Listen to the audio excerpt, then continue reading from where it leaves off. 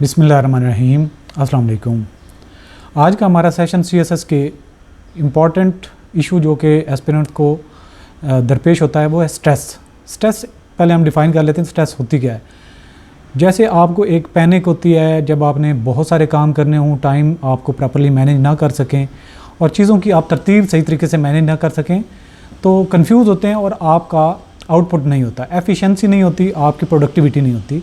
तो चीज़ों में आप कंफ्यूज होते हैं कि आप प्रोजेक्ट ए स्टार्ट करें, प्रोजेक्ट बी स्टार्ट करें, प्रोजेक्ट सी स्टार्ट करें, तो उसमें आपकी कन्फ्यूजन होती है और इस कन्फ्यूजन की वजह से टेंशन होती है और टेंशन में आप कुछ कर नहीं पाते या कुछ करने की कोशिश करते हैं तो तब आपसे चीज़ें सही प्रॉपर्ली मैनेज नहीं हो रही होती, उनका आउटपुट सही तरीके से नहीं होता, या फिर आप अगर स्टडी करना चाह रहे हैं तो आपको सही चीज़ें याद नहीं होती। मैं इसकी एक एग्जांपल देता हूँ कि एक स्टूडेंट है, वो ये चाहता है कि एग्ज़ाम उसके करीब हैं और एक दिन में 2 टेस्ट हैं और उसने ईच सब्जेक्ट के 5-5 चैप्टर याद करने हैं। जब आखिरी दिन बैठेगा तो उसको सही तरीके से समझ नहीं आएगी कि वो किस सब्जेक्ट को कब स्टार्ट करना शुरू करे। सो इसमें उसकी जो कन्फ्यूजन है, एक किस्म का उसके ऊपर प्रेशर आ जाता है, स्ट्रेस आ जाती है, परेशानी आ जाती है।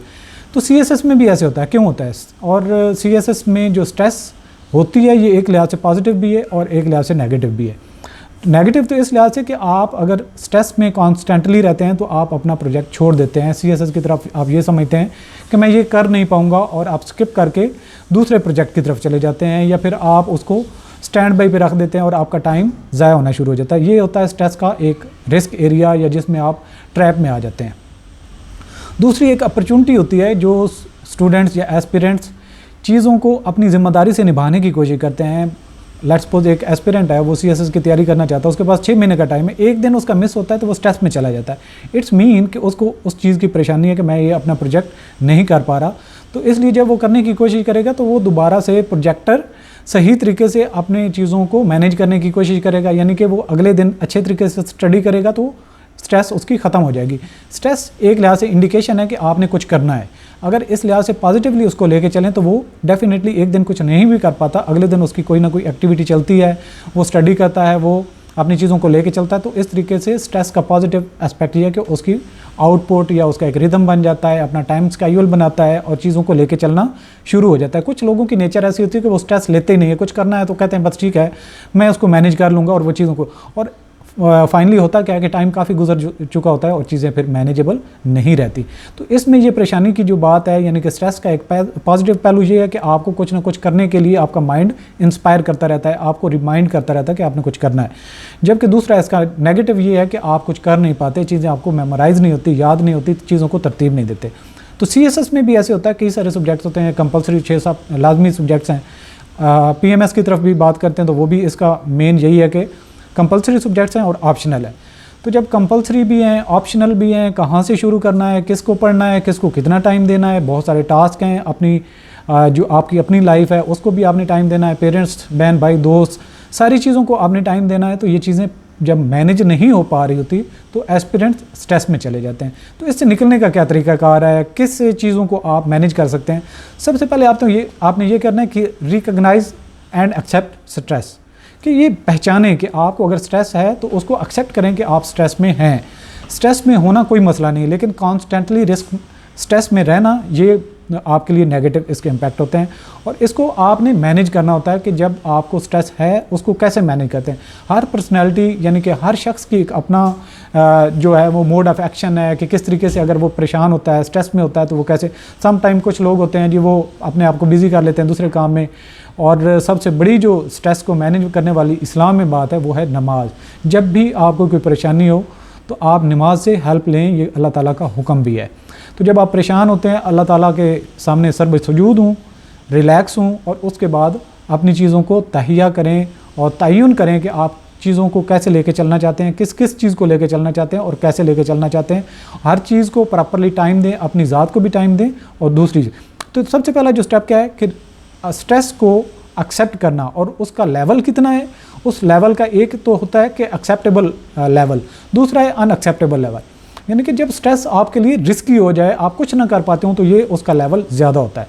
जब आपका स्ट्रेस लेवल इस हद तक हो, थोड़ा हो, थोड़ी थोड़ी चीज़ें आपको रिमाइंड करने पड़ती हूँ, आप उस चीज़ को देखते हैं कि जी आप ये कर सकते हैं, लेकिन आप क्या करते हैं उसको प्रॉपरली मैनेज करने की कोशिश करें, यानी कि आपकी स्ट्रेस हाई लेवल पे नहीं होनी चाहिए, उसको लोअर लेवल तक लेके आएँ, टेम्पटाइज करें और अपने आप को एंगेज करें, दोस्तों से गपशप लगाएं और इस लेवल तक लेके आएँ कि आपकी प्रोडक्टिविटी स्टार्ट हो जाए, यानी कि उसको रिकॉग्नाइज करें। फिर प्लान करना है, चीज़ों को ऑर्गेनाइज करना है कि आपके एट द हैंड क्या क्या टास्क हैं जो आपने करना है। स्टडी है और आपकी जॉब है, या आपने CSS के साथ में तैयारी करनी है, या और कोई आपकी ज़िम्मेदारी है जो आपने डेली बेसिस पे 2 घंटे 3 घंटे 4 घंटे आपने जितना भी टाइम देना है, उनको प्लान करें जो जो आपने टास्क करने हैं और उनको तरतीब दें कि प्रायोरिटी नंबर 1 पे कौन सी है, 2 कौन सी है, 3 क्या है। यानी कि जो इजी टास्क हैं अगर या तो उनको आप पहले कर सकते हैं और जो मुश्किल टास्क हैं उसको एंड पे कर सकते हैं। उससे क्या आपको मोटिवेशन मिलती है, एक टास्क जल्दी से कंप्लीट कर लेते हैं तो 5 की बजाय आपके 4 टास्क रह जाते हैं। दूसरा क्या होता है कि जी आप मुश्किल से स्टार्ट करते हैं, जब आप फ्रेश होते हैं तो थोड़ी सी चीज़ को उसको लेके चलते हैं, जब उससे थोड़ा सा उकताते हैं तो दूसरा प्रोजेक्ट जो कि आपका आसान है उसको लेके चलते हैं और इस तरीके से सारे प्रोजेक्ट आपके लेके चल रहे होते हैं। तो ये आपकी अपनी नेचर है कि चीज़ों को मुश्किल जो हूँ उनको लेके आप फ्रेश मूड में सही तरीके से कर सकते हैं, या फिर जो ईजी चीज़ें हैं उनको आप जल्दी से करने के बाद मोटिवेट हो जाते हैं और मुश्किल चीज़ों के लिए आप तैयार हो जाते हैं, आपकी प्रैक्टिस हो जाती है, एक रिदम आ जाता है, आप उनके लिए रेडी होते हैं। ये 2 चीज़ें होंगी, यानी कि प्लान करना है जो चीज़ें आपकी डेस्क पे पड़ी हैं जो आपने मैनेज करनी है, और फिर उनको ऑर्गेनाइज करें, आसान से मुश्किल या मुश्किल से आसान, वो आपकी अपनी स्ट्रैटेजी है। इसके बाद अगला टास्क आपने क्या करना है, प्रायोरिटाइज सेल्फ केयर। यानी कि ये नहीं है कि सिर्फ और सिर्फ परमानेंट आप टेंशन में रहें, स्ट्रेस में रहें और सिर्फ स्ट्रेस में रहें। तब तक आपकी स्ट्रेस कम नहीं होगी जब तक आपको जिन चीज़ों से स्ट्रेस है उनको प्रॉपरली स्टार्ट नहीं करते, उनको कुछ अकम्प्लिश नहीं करते। जब कोई चीज़ आपके लिए स्ट्रेस की वजह बन रही है, उसको स्टडी करते हैं, उस काम को निपटाते हैं, उस काम को टाइम देते हैं, उसके सोल्यूशन के लिए कुछ स्टेप्स लेते हैं, तो वो प्रायोरिटी जो है वो आपकी सेल्फ केयर में भी आ जाती है और जो आपकी स्ट्रेस है वो मैनेज होना शुरू हो जाती है और आपके टास्क कंप्लीट होना शुरू हो जाते हैं। ये अगर हम स्टडी के साथ लिंक करें CSS की, जब तक आप चीज़ों को स्टार्ट नहीं करेंगे स्ट्रेस बढ़ती जाएगी। जब आप किसी सब्जेक्ट को लेके 1 क्वेश्चन याद कर लेते हैं, 2 क्वेश्चन याद कर लेते हैं, तो उसके बाद आपकी परेशानी कम होना शुरू हो जाती है। यानी कि आप उन चीज़ों को प्रायोरिटी देके अपनी ज़ात का भी ख्याल रखना है। यानी कि परमानेंट अगर आप स्ट्रेस में रहते हैं तो ये आपकी हेल्थ के लिए डैमेजिंग हो सकती है, आपकी यादाश्त के लिए डैमेजिंग हो सकती है। तो अपनी केयर करें, अपने आप को डाइट और अपनी एक्सरसाइज इन चीज़ों पे फोकस करें। इसके अलावा प्रैक्टिस रिलैक्सेशन टेक्निक, कि हर पर्सन की एक अपना तरीक़ाकार होता है कि वो अपनी टेंशन को कैसे ख़त्म करता है। टेक्निक्स होती हैं, कुछ होते हैं कि वो अपनी नींद से अपनी टेंशन को या स्ट्रेस को ख़त्म करते हैं, रिलैक्स हो जाते हैं। कुछ होते हैं थोड़ा मतलब जब स्ट्रेस में होते हैं तो लंबी सांसें लेते हैं तो रिलैक्स हो जाते हैं। कुछ ऐसे होते हैं कि जो अपनी पानी पी लेते हैं तो रिलैक्स हो जाते हैं। कुछ होते हैं दोस्तों के साथ गपशप लगाते हैं तो रिलैक्स हो जाते हैं। तो हर एक की अपनी टेक्निक है, अपनी पर्सनैलिटी के ऊपर गौर करें कि कौन सी एक्टिविटी ऐसी होती है जिसको आप प्रैक्टिस करने से आपकी रिलैक्सेशन बढ़ती है, आप अपनी चीज़ों को स्टार्ट करने के लिए मोटिवेट हो जाते हैं या फ्रेश हो जाते हैं। इसके अलावा आपको अपने दोस्तों से, अपने पेरेंट्स से, जो एक्सपीरियंस्ड लोग हैं आपके गर्दो नवाह में रहते हैं, उनसे सपोर्ट लें। जब आपको कोई चीज़ परमानेंट मैनेज नहीं हो रही, उनसे डिस्कस करें कि मुझे ये थोड़ी सी परेशानी है, इसके बारे में क्या। आपको कोई ना कोई दूसरे की कहानी ऐसी बताएगा, कोई स्टोरी ऐसी बताएगा जो आपके लिए मोड ऑफ मोटिवेशन होगा। उसको लेके आपको एक रिदम मिलता है, एक मोटिवेशन मिलती है कि जी फ़लाँ बंदा अगर नॉर्मल मेंटल जो कैलिबर का बंदा है वो अगर CSS कर सकता है तो मैं क्यों नहीं कर सकता। तो उससे आपको क्या है, मोटिवेशन मिलती है, सपोर्ट मिलती है। अपने दोस्तों से बात कर सकते हैं, अपने टीचर से बात कर सकते हैं, अपने पेरेंट्स से बात करते हैं। तो आपको सपोर्ट के भी सोर्सेज मैनेज करने होंगे। इसके अलावा टाइम को प्रॉपरली मैनेज करें। ये नहीं है कि आप परमानेंट अगर गेम पे लगे हुए हैं तो 6-6 घंटे गेम कर रहे हैं। अगर आप काम करते हैं और स्टडी के लिए टाइम नहीं देते तो ये भी सही नहीं है। हर चीज़ का अलग से टाइम मैनेज करें। सब्जेक्ट्स हैं तो कंपलसरी सब्जेक्ट के साथ साथ आपके जो ऑप्शनल सब्जेक्ट्स हैं उनको भी टाइम दें। जब किसी चीज़ को मिस मैनेज करेंगे वो भी बायस स्ट्रेस बनेगा, इसे या सोर्स ऑफ स्ट्रेस बन जाएगा। जब आप उसको प्रॉपरली मैनेज करेंगे, उसको टाइम देंगे, तो वो आपकी स्ट्रेस की बजाय आपकी एक मोटिवेशन का सोर्स बन जाएगा। इसके अलावा पॉजिटिव रहें, मोटिवेटेड रहें। आप ये सोचते हैं कि जी मेरी 6 बुक्स हैं, उनके 100 टॉपिक्स हैं, इतने रहते हैं। तो जब आप 10-10 याद करते हैं तो कहते हैं आपने तो अभी कोई प्रोग्रेस नहीं की, 1 महीना गुजर गया लेकिन आपने अभी तक कुछ नहीं किया, बहुत सारे टॉपिक्स पड़े हुए हैं। इसी चीज़ को आप दूसरे रुख में भी देख सकते हैं कि अगर आपने ये भी ना किया होता तो आज आपके 10 टॉपिक भी कवर ना होते तो 100 पूरे होते। तो यानी कि आपकी कुछ ना कुछ अचीवमेंट है। उस अचीवमेंट को एक्सेलरेट करना, उसको स्पीड अप करना, ये आपका काम है। और अपने आप को जब कोई अचीव चीज़ करते हैं उसके लिए अपने उसके बाद रिलैक्स करें, सेलिब्रेट करें, चीज़ों को लोगों के साथ डिस्कस करें। उससे क्या होगा कि स्टे पॉजिटिव एंड मोटिवेशन, यानी कि आपकी मोटिवेशन रहती है और पॉजिटिव रहते हैं कि आप ये कर सकते हैं। कभी चीज़ को ये ना लें कि आप ये नहीं कर सकते, ये आपसे नहीं हो पा रहा। इसके अलावा अगला जो इसका स्टेप है कि आपने स्ट्रेस को मैनेज करना है, take breaks and engage in hobbies. आपका जो मशगला है उसको टाइम दें। आप आउटिंग पे जाना चाहते हैं, आउटिंग पे जाएं। आप स्विमिंग करते हैं, उस पे चले जाएं। आप बुक रीडिंग करना पसंद करते हैं, उसको करें। अगर आप टीवी टॉक शोज़ वगैरह देख के थोड़ा रिलैक्स होते हैं, उनको दें।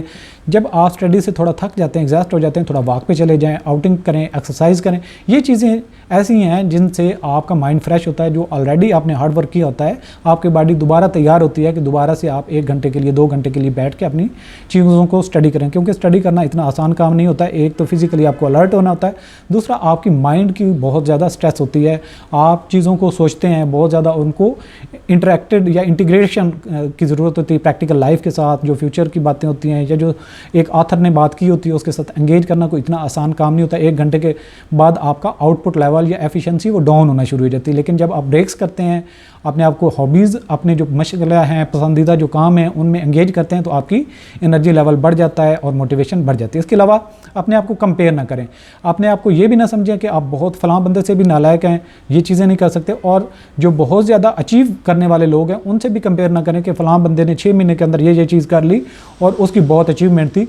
अपने आप को कंपेयर ना करें। आपकी जो पर्सनैलिटी है वो यूनिक है।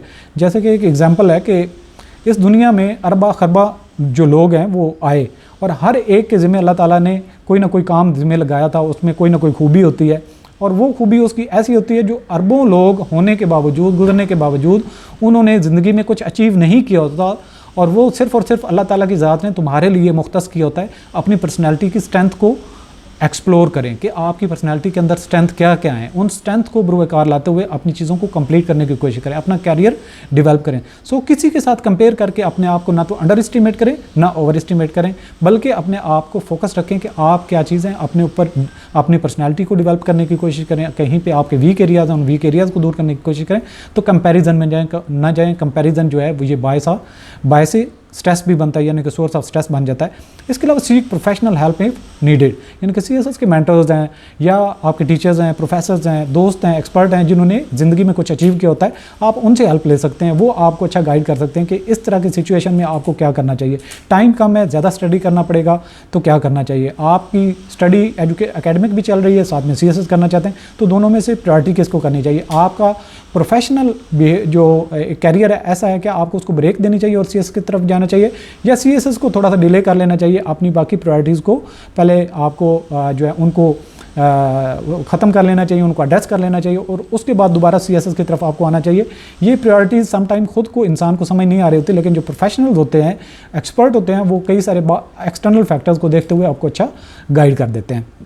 तो ये ओवरऑल जितने भी स्टेप्स हैं, जो इतने मैंने आपसे डिस्कस किए हैं, इसके अलावा भी आपकी पर्सनैलिटी पे डिपेंड करता है। कुछ ऐसी चीज़ें होती हैं जो यहाँ पे डिस्कस हमने नहीं की, लेकिन कुछ ऐसी चीज़ें भी होती हैं जो मैंने आपसे यहाँ पे डिस्कस की हैं, वो एक पर्सन के लिए इतनी इफेक्टिव ना हो, दूसरे के लिए ज़्यादा इफेक्टिव हो।